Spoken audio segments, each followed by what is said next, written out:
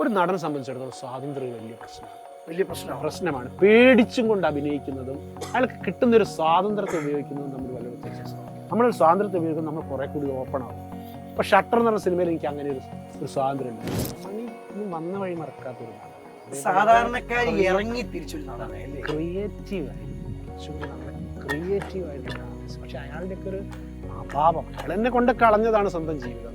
അതിന് ഞാൻ സലീം കുമാറിനെ അത്രയും കൈയടിച്ചു പോയത് കൃത്യമായിട്ട് ഓരോ ഡയലോഗ്സും അയാൾ മോൾഡ് ചെയ്തെടുക്കുന്ന സംഭവം. അപ്പൊ അത് ശരിക്കും പുള്ളിയുടെ മിമിക്രിയൊക്കെയാണ് അയാൾ സഹായിച്ചത്. ഗ്രൂപ്പിസം ഉണ്ട് എന്ന് പറയുന്നത് ഞാൻ അങ്ങനെ പറയല്ല. ഒരു ഗ്രൂപ്പുകളായി പോയിട്ടുണ്ട്. അതായത് ഗ്രൂപ്പുകളായി പോകുമ്പം ആ ഗ്രൂപ്പിലുള്ളവർക്ക് പടം കണ്ടിന്യൂ ഇല്ലാത്തവരൊന്നും പുറത്ത് തന്നെ ആയിരിക്കും. ഞാനതാണ് അജി പറയുന്നത്. നമ്മൾക്ക് വലിയ ആഗ്രഹങ്ങളൊന്നുമില്ല. ഒരു നടനെ സംബന്ധിച്ചിടത്തോളം ഇനിയിപ്പോൾ എനിക്ക് എന്താ ഒരു ജോലി ചെയ്യാനുള്ളത്, ഒന്നുകിൽ ഒരു പെട്ടിക്കട, പണ്ട് നമ്മുടെ KTS പഠന ഘട്ടമായിട്ടുള്ളൊരു പെട്ടിക്കട, അതിനപ്പുറം എന്താ ചെയ്യാനുള്ളത്? ആരോഗ്യമൊന്നും അത്ര ഇല്ല, വയസ്സിങ്ങനെ കൂടിക്കൊണ്ടിരിക്കുകയാണ്. നമ്മൾ സിനിമയിൽ അഭിനയിക്കാൻ ആഗ്രഹിക്കുന്ന ഒരു കുടുംബം പുലർത്താനും കൂടിയാണ്, അല്ലാതെ വേറെ ഒന്നുമല്ല. ഞാൻ പറയും, ഞാൻ എല്ലാവരോടും വിളിച്ച് പറയുന്നു, സോ നോക്കൂ, നിങ്ങൾ എനിക്കായിട്ടൊരു പ്രത്യേക അടുപ്പൊന്നും വെക്കൊന്നും വേണ്ട. നിങ്ങളുടെ സിനിമയിൽ ഒരു 10 ദിവസം അഭിനയിക്കാൻ വന്നാൽ എനിക്ക് അതിന് കാശും കിട്ടും. നിങ്ങളുടെ സിനിമേൻ്റെ ഭാഗമായി ഞാൻ ഇൻഡസ്ട്രിയിലുണ്ട് എന്നുള്ള അടുത്തൊരു വിളി എനിക്ക് കിട്ടും. അത്രേ നമുക്ക് വേണ്ടൂ. സൂപ്പറോ.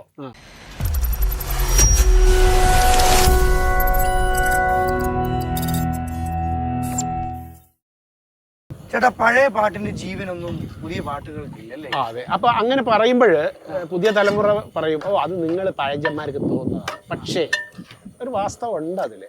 കാരണം നമ്മൾ എന്തുകൊണ്ടാണ് പഴയ പാട്ടുകൾ നിലനിൽക്കുന്നത്? മെലോഡിയസ് അല്ലേ? മെലഡിയാണത്. ഇപ്പോഴുള്ളത് അതല്ലല്ലോ. പറഞ്ഞിട്ടൊരു ഭാര്യയുള്ള ഒരു സംഭവമല്ലേ. ആ റാപ്പാണെന്ന് പറയുന്നു, റേപ്പാണെന്ന് പറയുന്നു, എന്തൊക്കെയാണത്. പക്ഷെ അതിലൊരുപാട് മ്യൂസിക് നിലനിൽക്കാത്തത് എന്താ?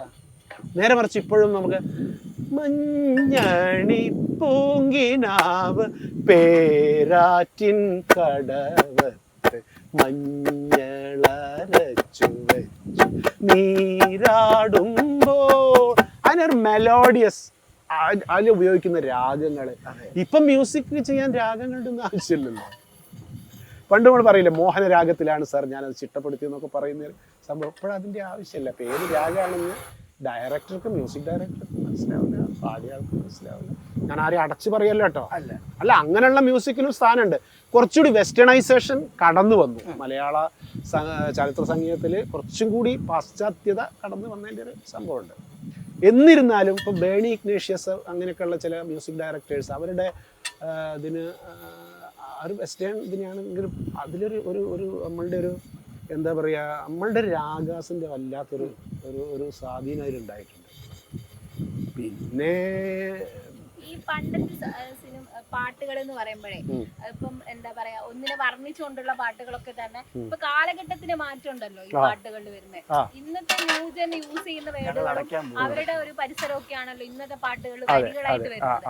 ആ ഒരു വ്യത്യാസം കൂടെ ഇല്ലേ ഈ രണ്ട് പാട്ടുകൾക്കായിട്ട് വരുമ്പോ? ചിക്കൻ ഒന്നുകൂടി വേവാനുണ്ടേ, എന്നാലേ വെന്താലേ ഉള്ളൂ.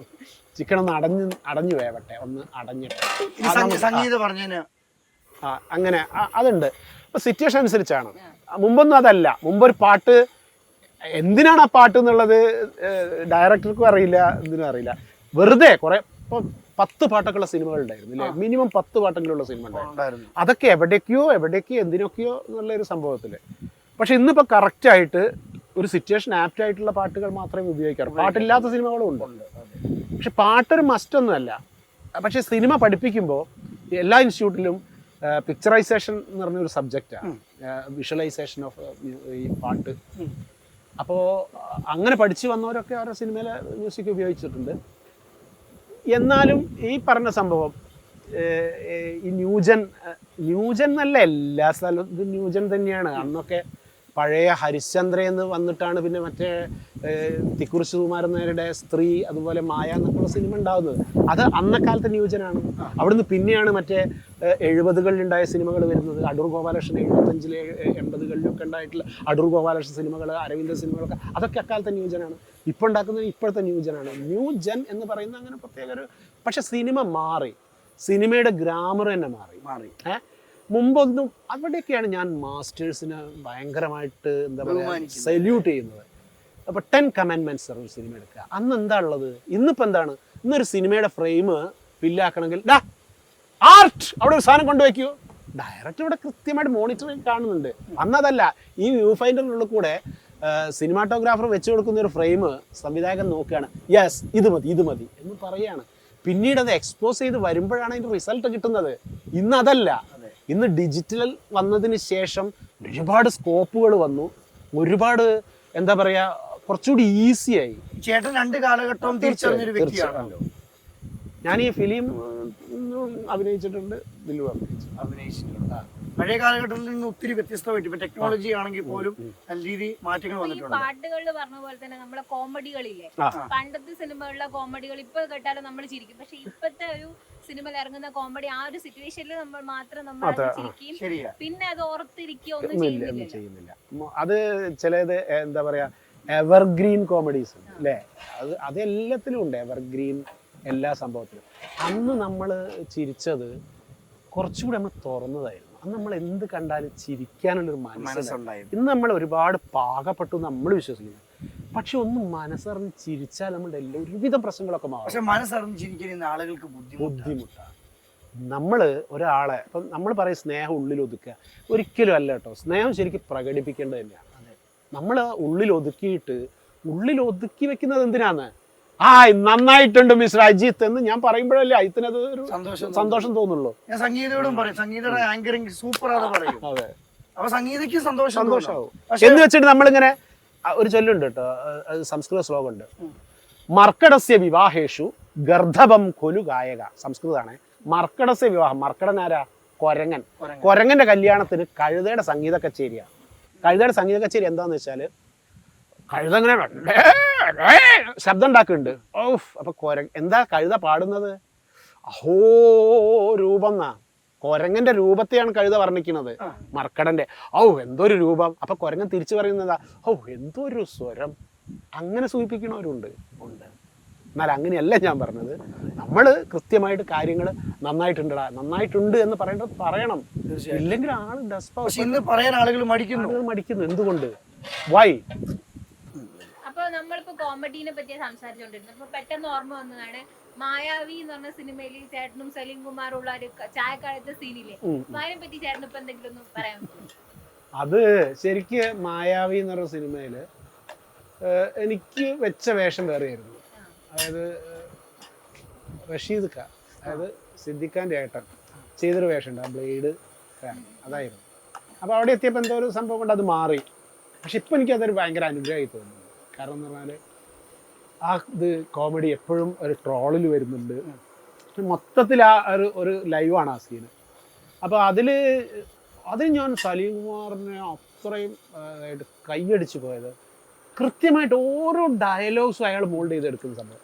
അപ്പം അത് ശരിക്കും പുള്ളിയുടെ മിമിക്രിയൊക്കെയാണ് അയാൾ സഹായിച്ചത്. അതായത് ജോസ് പ്രകാശ് ചേട്ടൻ്റെ ഒരു നമ്മുടെ ആ പെട്ടി ഇങ്ങോട്ട് കൊണ്ടുവരണം എന്ന് പറയുന്ന ഒരു ഭയങ്കര, പക്ഷെ അതൊക്കെ ഭീകരമായിട്ട് ഗംഭീര കോമഡി ആയിട്ട് മാറി.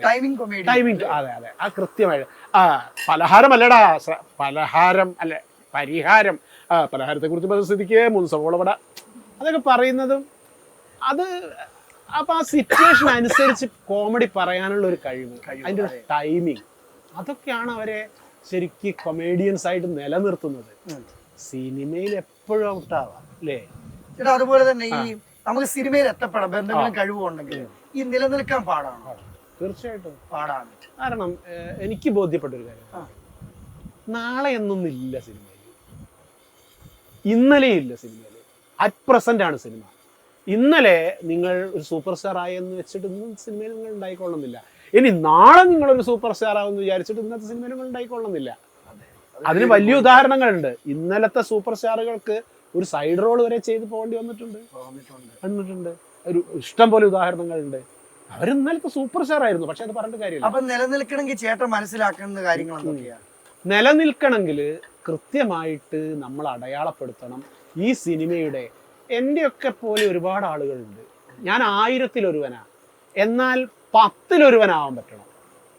നമ്മൾ എന്തെങ്കിലും ഒരു പെക്യൂരിയാരിറ്റീസ്, ഒരു ക്യാരക്ടർ നമ്മൾ മോൾഡ് ചെയ്യുന്നത് ശ്രദ്ധിക്കപ്പെടണം. സിനിമയ്ക്ക് അങ്ങനെയുണ്ട്.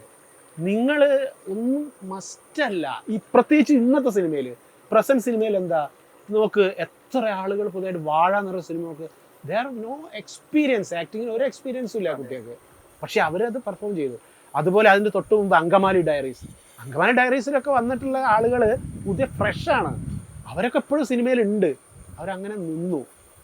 എൻ്റെ ഒരു വലിയ സങ്കടം എന്ന് പറഞ്ഞാൽ സിനിമയിൽ എപ്പോഴും നിന്നിട്ടില്ലല്ലേ, എപ്പോഴെങ്കിലുമൊക്കെ നിൽക്കണ്ടേ. തീർച്ചയായിട്ടും. അപ്പോൾ ഈയിടെയായിട്ട് നമ്മൾ വിളിക്കേണ്ട സംവിധായകരെയും പ്രൊഡക്ഷൻ കൺട്രോളർമാരെയും സ്ക്രിപ്റ്റ് റൈറ്റേഴ്സിനെയും നടന്മാരെയും ഒക്കെ വിളിച്ചു. അവരൊക്കെ പറയും വിളിക്കാം, പിന്നെ ചേട്ടൻ മറന്നു പോകാൻ അങ്ങനെ, പക്ഷെ മറന്ന മാതിരിയാണ്. അത് ശരിക്കും സങ്കടകരമാണ് അത്. കാരണം എന്ന് പറഞ്ഞാൽ അമ്മ എന്ന് പറഞ്ഞ സംഘടന 506 മെമ്പേഴ്സ് ഉണ്ട്. ഈ 506 മെമ്പേഴ്സിൽ എത്ര ആൾ ആക്റ്റീവായിട്ട് സിനിമയിലുണ്ട്? വലിയ പ്രശ്നമാണ്. കാരണം എന്ന് പറഞ്ഞാൽ ഒന്നിനും വേണ്ടിയല്ല, ഗ്ലാമറിന് വേണ്ടിയല്ല, ലൈവ്ലിഹുഡ്. ചേട്ടാ, കഴിവ് കൊണ്ടും ബന്ധങ്ങളും കൊണ്ടും നമുക്ക് സിനിമയെ കയറാം, ഈ നിലനിൽക്കാൻ പാടാന്ന് ഞാൻ കേട്ടുള്ളൂ, ശരിയാണോ? സംഭവം ശരിയാണ്. നിലനിൽക്കുക എന്നുള്ളതാണ്. കയറുക എന്നുള്ളത് ഒരിക്കലുള്ള പ്രോസസ്സാണ്. മറ്റേത് ഇങ്ങനെ കണ്ടിന്യൂസ് പ്രോസസ്സ് എന്ന് പറഞ്ഞാൽ ബി പാർട്ട് ഓഫ് സിനിമ. ആ സിനിമയുടെ ഭാഗമായിട്ട് ഒരു നടനായി കാലാകാലം നിലനിൽക്കുക എന്നുള്ളത് ഏതൊരു മനുഷ്യൻ ആഗ്രഹിക്കുന്ന. കാരണം ഇപ്പൊ പഴയുള്ള ആളുകളൊക്കെ പഴയ സിനിമകളിലൊക്കെ തകർത്ത് അഭിനയിച്ചവര് ഇന്ന് കാണുന്നില്ല. അത് എന്താണ് അത് ചേട്ടൻ മനസ്സിലാക്കുന്ന കാര്യം? അവിടെയാണ് ആരും ഒരു മസ്റ്റല്ല എന്നുള്ള മലയാള സിനിമ തെളിയിച്ചു കഴിഞ്ഞു. മുമ്പൊക്കെ നമുക്ക് എന്താ പറയുക, ഒരു നടനെ വേണമെങ്കിൽ അയാൾ കാസർഗോഡ് ആയാലും അയാൾ സിനിമയ്ക്ക് ആവശ്യമാണ് വിളിച്ചു വരുത്തുമായിരുന്നു. തിരുവനന്തപുരത്തെ ഷൂട്ടെങ്കിലും അയാൾ കാസർഗോഡ് നിന്ന് വരും, അയാളെ കൊണ്ടുവരും. അങ്ങനെയുള്ളൊരു കാലം ഉണ്ടായിരുന്നു. പക്ഷെ ഇപ്പോഴാരും ഒരു മസ്റ്റല്ലാന്ന് തോന്നി തുടങ്ങി. എന്താണെന്ന് വെച്ചാൽ എനിക്ക് എൻ്റെ ഒരു ഒബ്സർവേഷൻ, സിനിമ കുറേ കമ്മ്യൂൺസായി. മലയാള സിനിമ മൊത്തത്തിൽ ഒരു ഗ്രൂപ്പ് മറ്റൊരു ഗ്രൂപ്പ്.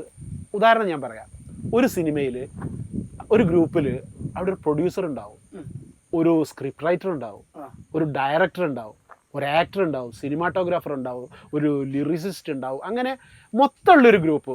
അപ്പം അവർക്ക് ആവശ്യമില്ലാത്ത അല്ലെങ്കിൽ ആ ഗ്രൂപ്പിലില്ലാത്ത വേറെ ആരെങ്കിലും 1-2 ആളെ ഹയർ ചെയ്താൽ മതി. അങ്ങനെയാണ് ഇപ്പോൾ സിനിമ പോകുന്നൊരു പോക്കെന്നാണ് എനിക്ക് തോന്നുന്നത്. പക്ഷേ നമുക്ക് സിനിമയ്ക്ക് നമ്മളെയല്ല, നമുക്ക് സിനിമ ആവശ്യം. അതിൽ നമ്മൾ എന്ത് ചെയ്യും എന്നുള്ളതാണ് എനിക്കൊക്കെ ഉള്ളൊരു കൺഫ്യൂഷൻ. അതാണ്. ഞാനിപ്പോൾ ഒരു സിനിമേൻ്റെ ഒരു ക്യാമറയ്ക്ക് മുന്നിൽ നിന്നിട്ട് ഇപ്പോൾ ഏകദേശം 2 മാസം കഴിഞ്ഞു. 2 മാസം ഇത്രയൊന്നും ഗ്യാപ്പ് വരാറില്ല. അപ്പൊ നാട്ടിലാണെങ്കിൽ പോലും പുറത്തിറങ്ങുമ്പോൾ സിനിമയൊന്നും ഇല്ലടേ, ചോദിക്കും.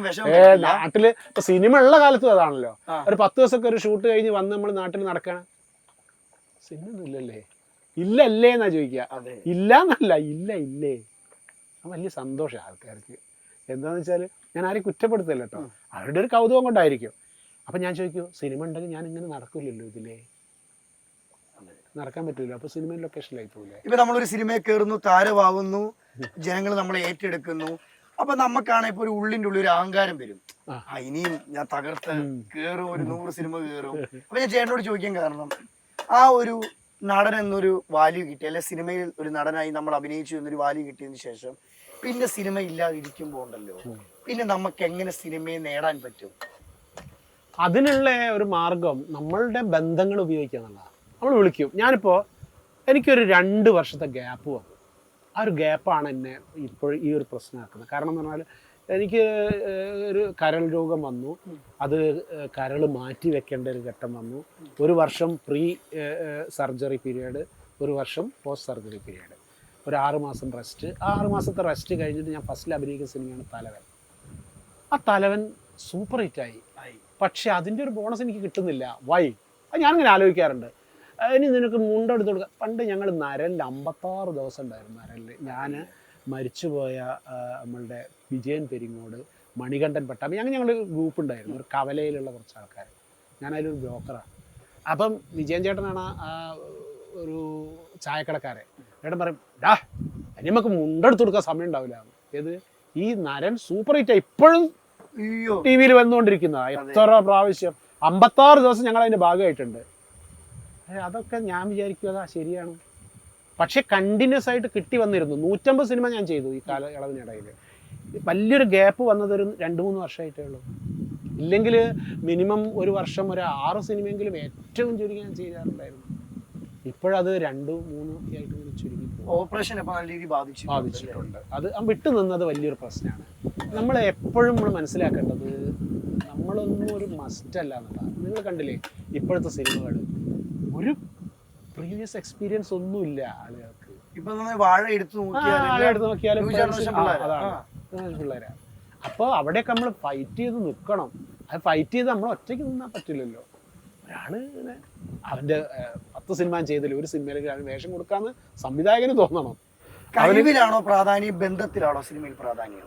കഴിവിനുണ്ട്, ബന്ധത്തിനുമുണ്ട്. കഴിവുള്ള എത്ര ആളുണ്ട്, ഒന്ന് ലിഫ്റ്റ് ചെയ്യാൻ ഒരാളില്ലാതെ എത്ര ആൾ പുറത്തേക്കുണ്ട്. അങ്ങനെയുണ്ട്, രണ്ടും ഉണ്ട്. അപ്പൊ ഗ്രൂപ്പിസം ഉണ്ട് എന്ന് പറയുന്നത് ഞാൻ അങ്ങനെ പറയല്ല. ഒരു ഗ്രൂപ്പുകൾ ഉണ്ട്, ഗ്രൂപ്പുകളായി പോയിട്ടുണ്ട്. അതായത് ഗ്രൂപ്പുകളായി പോകുമ്പം ആ ഗ്രൂപ്പിലുള്ളവർക്ക് പടം കണ്ടിന്യൂ ഇല്ലാത്തവരൊന്നും പുറത്ത് തന്നെ ആയിരിക്കും അല്ലേ? ആ ഗ്രൂപ്പിൽ കയറി പറ്റാൻ പറ്റണം. അങ്ങനെയൊക്കെ പറ്റും എന്ന് വിചാരിക്കുന്നു. പിന്നെ എന്താണ് നമ്മൾക്ക്, ഞാനതാണ് അജി പറയുന്നത്, നമ്മൾക്ക് വലിയ ആഗ്രഹങ്ങളൊന്നുമില്ല. ഒരു നടനെ സംബന്ധിച്ചിടത്തോളം ഇനിയിപ്പോൾ എനിക്ക് എന്താ ഒരു ജോലി ചെയ്യാനുള്ളത്, ഒന്നുകിൽ ഒരു പെട്ടിക്കട, പണ്ട് നമ്മുടെ KTS പറഞ്ഞ കട്ടുമാരുള്ളൊരു പെട്ടിക്കട, അതിനപ്പുറം എന്താ ചെയ്യാനുള്ളത്? ആരോഗ്യമൊന്നും അത്ര ഇല്ല, വയസ്സിങ്ങനെ കൂടിക്കൊണ്ടിരിക്കുകയല്ലേ.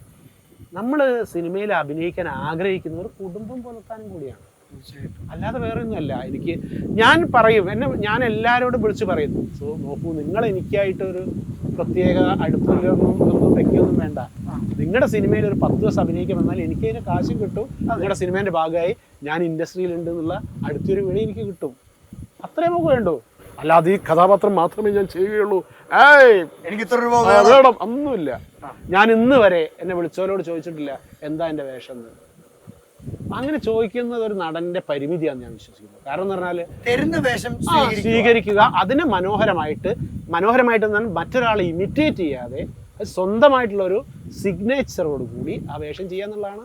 അങ്ങനെ പതിപ്പിച്ച സിഗ്നേച്ചർ ഏതെങ്കിലും പടത്തിൽ ഏതായിരിക്കും ഓർമ്മ വരുന്നത്? എനിക്ക് ആ ബ്ലാക്കിലെ ക്യാരക്ടറാണ് എനിക്ക് വളരെ ഇഷ്ടപ്പെട്ടത്. അതേപോലെ ഷട്ടർ എന്ന് പറഞ്ഞ സിനിമയിൽ, അതൊക്കെ ഷട്ടർ, നമ്മൾ ഒരു നടനെ സംബന്ധിച്ചിടത്തോളം സ്വാതന്ത്ര്യം വലിയ പ്രശ്നമാണ്. പേടിച്ചും കൊണ്ട് അഭിനയിക്കുന്നതും അയാൾക്ക് കിട്ടുന്നൊരു സ്വാതന്ത്ര്യത്തെ ഉപയോഗിക്കുന്നതും തമ്മിൽ വലിയ വ്യത്യാസമാണ്. നമ്മളൊരു സ്വാതന്ത്ര്യത്തെ ഉപയോഗിക്കുമ്പോൾ നമ്മൾ കുറേ കൂടി ഓപ്പൺ ആവും. അപ്പോൾ ഷട്ടർ എന്ന് പറഞ്ഞ സിനിമയിൽ എനിക്ക് അങ്ങനെ ഒരു സ്വാതന്ത്ര്യം ഉണ്ടായിരുന്നു. എന്തെങ്കിലും ഒരു ഡയലോഗ് ഉണ്ടാക്കട്ടെ, പറയടാ. അപ്പം നമ്മുടെ മനോദരം അനുസരിച്ച് അതിലുള്ള ഞാൻ പറയുന്ന ഡയലോഗ്സൊക്കെ മിക്കവാറും ഞാൻ തന്നെയാണ് ഉണ്ടാക്കിയത്. ലാലേട്ടന് അതിൻ്റെ ഉള്ളിൽ ഷട്ടറിൻ്റെ ഉള്ളിൽ കുടുങ്ങി കിടക്കുമ്പോൾ അയാളുടെ ഏറ്റവും അടുത്ത സുഹൃത്തെന്ന് വിശ്വസിക്കും ഞാൻ മുന്നിലിരുന്നിട്ട് പറയുന്നൊരു പരദൂഷണമാണ്. അവൻ്റെ വാപ്പാനെ അറിയില്ലേ, മീൻകാരൻ കോയ കാവുണ്ടത്തുമ്പലും വെച്ചിട്ട് പോയി നെല്ലി, ഇത് ഒരു പരദൂഷണം. അത് നമ്മൾ ഉണ്ടാക്കിയ ഡയലോഗാണ്. അപ്പോൾ അതൊരു സിറ്റുവേഷൻ ആപ്റ്റായിട്ട്. അപ്പോൾ ഒരു നടന് മനോധർമ്മം ഉപയോഗിക്കാൻ പറ്റുന്ന സെറ്റുകൾ എന്ന് പറഞ്ഞാൽ അയാൾ വിലസും, സ്വാതന്ത്ര്യം കിട്ടണം. അയാൾ ആ സ്വാതന്ത്ര്യത്തെ പ്രോത്സാഹിപ്പിക്കുന്ന സംവിധായകനാണ്. ശരിക്കും ആ കാലഘട്ടത്തൊക്കെ ഇന്നത്തെ പോലത്തെ ഹേമ കമ്മിറ്റി ഒക്കെ ഉണ്ടായിരുന്നു? ഇല്ലല്ല, ഹേമ കമ്മിറ്റി ഇത് കുറേ കാലമായിട്ട് മലയാള സിനിമയിൽ നടക്കുന്നതെന്നാണ് ഞാൻ വിശ്വസിക്കുന്നത്. ഒക്കെ പൂഴ്ത്തി വെച്ചപ്പെട്ടതാണ്. ആരും വിചാരിച്ചിട്ടില്ലല്ലോ ഇതൊരു സ്ഥലത്ത് വെളിവാക്കപ്പെടുന്നൊന്നും. പല നാൾ കള്ളൻ ഒരു നാൾ പിടിക്കപ്പെടുന്ന ഒരു ചൊല്ലില്ലേ, അതിൻ്റെയൊക്കെ ഞാൻ എല്ലാരെ ഒന്നും ഞാൻ പറയുന്നില്ല. കാരണം അങ്ങനെ അവസരങ്ങൾ മുതലാക്കുന്നവരുണ്ട് എന്നുള്ളതാണ്. പിന്നെ ഗതികേട് എന്ന് പറഞ്ഞൊരു സാധനമുണ്ട്. അപ്പൊ ഗതികേട് കൊണ്ടായിരിക്കില്ല പലരും സമ്മതം മൂളിയിട്ടുണ്ടാവുക അല്ലേ? അപ്പം അവര് നിരസിക്കില്ല, അവർക്കിത് വേണം എന്ന് പറയുമ്പോഴല്ലേ നമ്മൾ ആ ഒരു അവസരത്തിൽ ചൂണ്ടയിടുന്നത്. അതൊക്കെ വലിയൊരു ചെറ്റത്തരം എന്നല്ലാതെ എന്താ പറയാനുള്ളത്? ഇത്ര എങ്ങനെ തുറന്നു പറയാൻ പറ്റും? ഇങ്ങനെ അത് ചെറ്റത്തരം തന്നെയാണ്. നമ്മൾ ഒരിക്കലും അതല്ലല്ലോ. നമ്മളൊരു ക്രിയേഷൻ നടക്കണമെങ്കിൽ അതിനൊരു ചൂഷണം എന്നുള്ളതല്ലല്ലോ അതിന് പറയാ. നമ്മളൊരു സെറ്റിൽ വളരെ ഇതായിട്ട് ഓപ്പണായിട്ട് നമ്മൾ പെരുമാറുകയും അത് രാത്രിയാകുമ്പോൾ നമ്മൾ വേറൊരു രൂപത്തിലേക്ക് വരിക എന്ന് പറയുന്നത് മുഖം മൂടിയല്ലേ. അവർ റിയൽ ലൈഫിൽ അഭിനയിച്ചുകൊണ്ടിരിക്കുകയല്ലേ അല്ലേ? ഉറപ്പായിട്ടും. ഞാനിതിപ്പോൾ ആരെയും പേരെടുത്തിട്ടല്ല പറയുന്നത്, കുറ്റാരോപിതർ എന്നുള്ള ഒരു തന്നെ എടുത്തിട്ട് തന്നെയാണ് ഞാൻ പറയുന്നത്. അവർ ചെയ്തോ ചെയ്തില്ല എന്നൊക്കെ പ്രൂവ് ചെയ്യേണ്ടത് നിയമ കോടതിയൊക്കെയാണ്. പക്ഷെ അങ്ങനെ നടന്നിട്ടുണ്ടെങ്കിൽ അത് ഏറ്റവും ഒരു വൾഗർ സംഭവമല്ലേ? ഉറപ്പായിട്ടും. സങ്കടമാണ് അതൊക്കെ. ഞാൻ പറയുന്നത് നമ്മളൊക്കെ ഇങ്ങനെ ആരാധിച്ചിരുന്ന പല വിഗ്രഹങ്ങളും ഇങ്ങനെ പൊട്ടി തകർന്നു പോകുമ്പോൾ മാനസികമായിട്ട് ഞാൻ ആലോചിക്കുന്നത് അവരുടെ ഒരു മാനസികാവസ്ഥയാണ്. ശരീരം ദുർബലമായിക്കൊണ്ടിരിക്കുന്ന അവസ്ഥയിൽ മാനസിക ദൗർബല്യവും കൂടി വന്നിട്ട് അതിൻ്റെ ഒരു ടെൻഷനും കൂടി ആകുമ്പോൾ ഒരു മനുഷ്യൻ എത്രത്തോളം. ഞാൻ ചില സംഭവങ്ങൾ ഞാൻ വരുമ്പോൾ അജീനോട് പറഞ്ഞു, ഞാൻ ഈ ചില മക്കളുടെ ഗതികൾ ആലോചിക്കുക. ചില അച്ഛന്മാരെ ആക്കാൻ വേണ്ടിയിട്ട് അവർക്ക് വേണ്ടി കോടതികളിൽ പോകാൻ, അവർക്ക് എന്താ കേസ് എന്നുള്ളത് നമുക്കറിയാം. ആ കേസിന് വേണ്ടി മക്കൾ ഇടപെടേണ്ടി വരുന്ന മക്കളുടെ ഒരു അവസ്ഥ വല്ലാത്തൊരു അവസ്ഥയല്ലേ.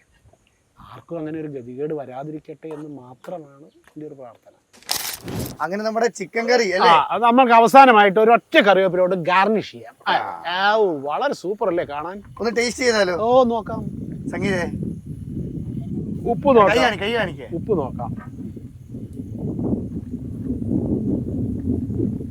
എരിവ് കൊള്ളാവോ?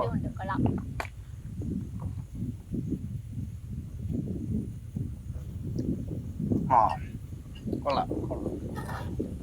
ഇതിൻ്റെ കൂടെ നാടൻ കപ്പയും കൂടെ ഒക്കെ ആണെങ്കിൽ അല്ലേ പൊളിക്കും. ചേട്ടാ ഇപ്പോഴത്തെ വീട്ടു വിശേഷങ്ങൾ എങ്ങനെയാ? വീട്ടില് എനിക്ക് വൈഫ് ഒരു മോളാണ്. അവർ രണ്ടുപേരും മോള് പഠിക്കുക, ടീച്ചറാവാൻ പഠിക്കും, BEd teacher. Teacher. Wife house wife. Wife ഇപ്പോഴും ഇന്ന് സ്ഥലത്തില്ല, അവള് അനിയത്തിയുടെ കൂടെ.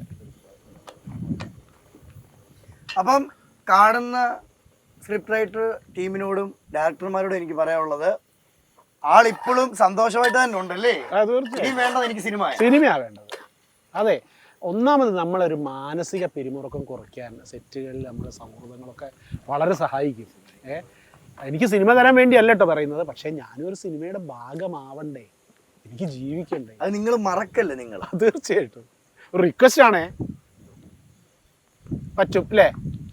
ഐ ക്യാൻ എന്ന് അത്യാവശ്യമൊക്കെ ഞാൻ പ്രൂവ് ചെയ്തിട്ടുണ്ട്. ഇപ്പോഴും ചേട്ടൻ പറയുന്നത് എനിക്ക് നടനാണെന്നോ ആകണമെന്നോ അല്ലെങ്കിൽ എനിക്ക് 2 ലക്ഷം രൂപ 2 കോടി വേണമെന്നൊന്നും അല്ല. നിങ്ങൾ ചെയ്യുന്ന സിനിമയുടെ ഒരു ഭാഗമാകാൻ ചേട്ടൻ ആഗ്രഹിക്കുന്നു. എനിക്ക് ജീവിച്ചു പോകണം. അത് നിങ്ങളും. എനിക്കൊരു കുടുംബമുണ്ട്, പിന്നെ ചില പ്രാരാബ്ദങ്ങളും ഉണ്ട്, അതൊക്കെ പോട്ടെ, എല്ലാം നടക്കും.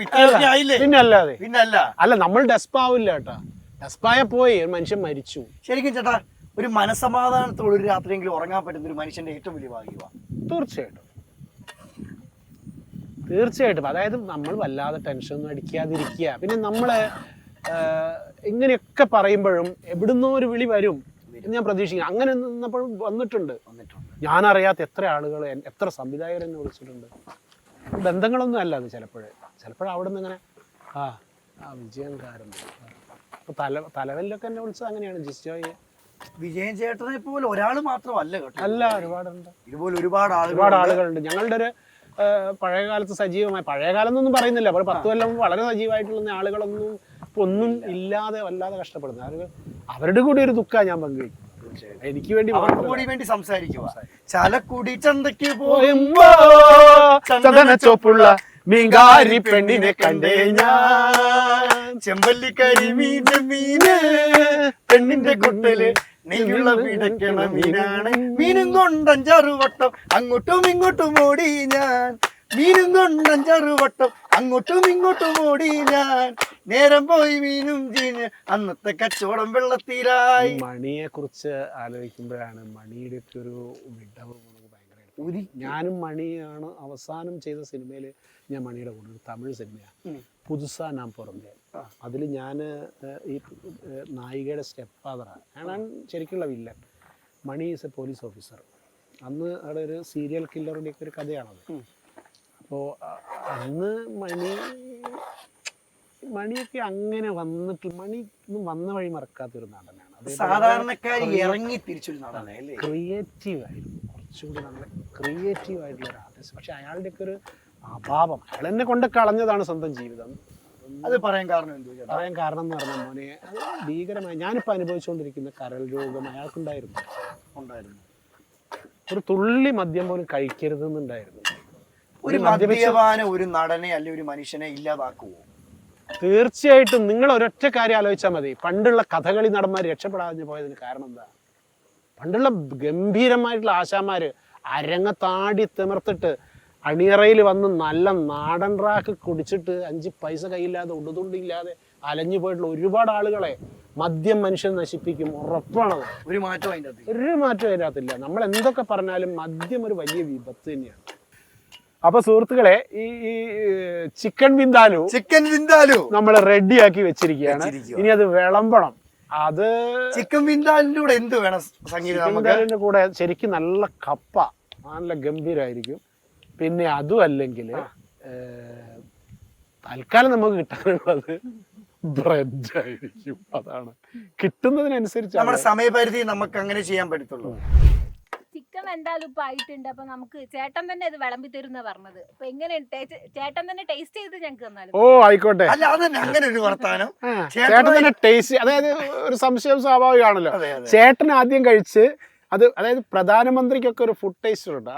അതെ, അതേപോലെ സംഗീതയ്ക്ക് ഒരു ടേസ്റ്റർ വേണമെന്നുണ്ടെങ്കിൽ ഉദ്ദേശമൊക്കെ മനസ്സിലായി. ബ്രെഡ് വയ്ക്കൂ. ഇതാ സുഹൃത്തുക്കളെ, ഇതാ നമ്മുടെ ചിക്കൻ വിന്താലു റെഡി. നല്ല രീതിയിൽ നോക്കൂ, വായിൽ കൊതി ഊറുന്ന ചിക്കൻ വിന്താലു.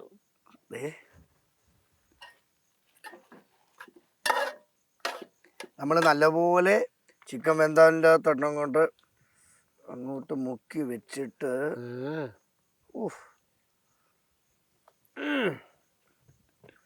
നല്ല ചൂടും ഇതേ